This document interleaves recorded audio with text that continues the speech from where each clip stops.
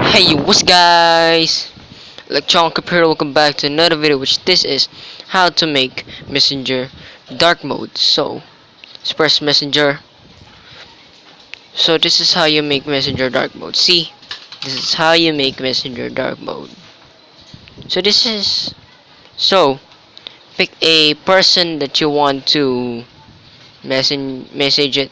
Example, how about her? Press a friend and press the type thing and press the emoji thing. So you just only need to find the moon emoji. Oh, so it's just only the animals. So just press it and send it, and the moon particles just go down. See, it's very good. It's very cool.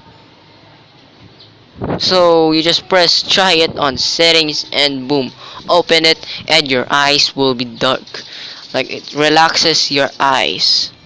There, so if you forgot who, you just message it there. So you can add friend me in Facebook. Just type or Joshua S. Ruiz. There. Right guys, bye guys. See you in another video. Bye.